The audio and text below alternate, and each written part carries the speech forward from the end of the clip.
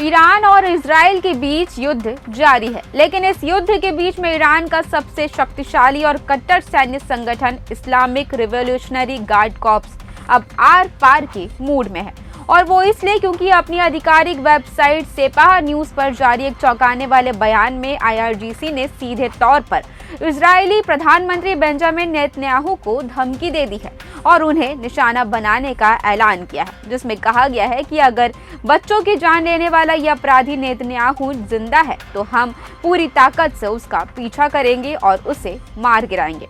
इस बयान के सामने आते ही इसने पूरी दुनिया में हड़कंप मचा दिया है। नमस्कार, मैं हूं ऋतु अहिरवार और आप देख रहे हैं CGNN लाइव।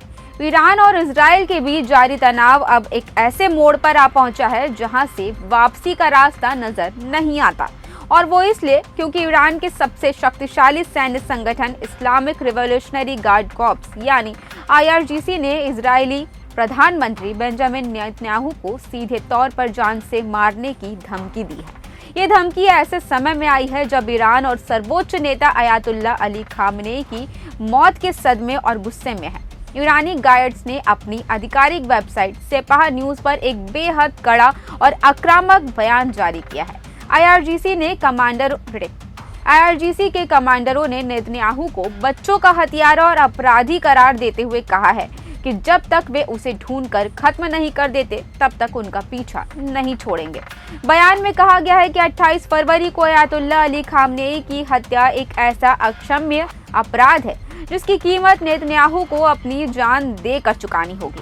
ईरान के भीतर इस वक्त भारी आक्रोश है और IRGC इसे एक पवित्र युद्ध की तरह पेश कर रही है। दूसरी तरफ इजराइल ने इन धमकियों के आगे झुकने के बजाय अपनी सैन्य कार्रवाई को और तेज कर दिया है।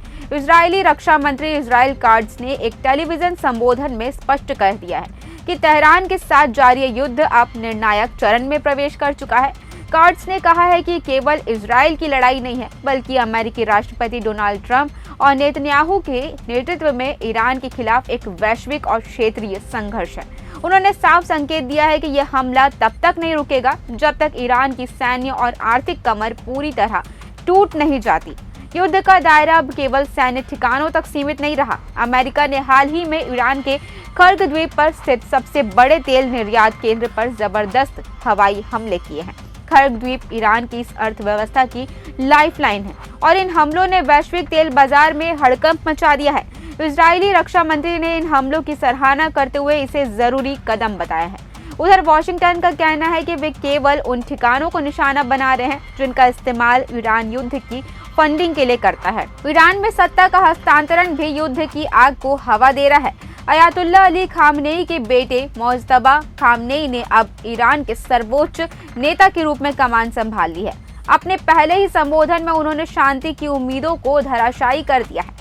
मोज्तबा ने न केवल अपने पिता की मौत का बदला लेने की बात कही, बल्कि खाड़ी देशों पर हमले जारी रखने और युद्ध के नए मोर्चे खोलने की भी धमकी दी है। उनके इस बयान ने अंतर्राष्ट्रीय यात्रा, ऊर्जा आपूर्ति और वैश्विक अर्थव्यवस्था के लिए खतरे की घंटी बजा दी है।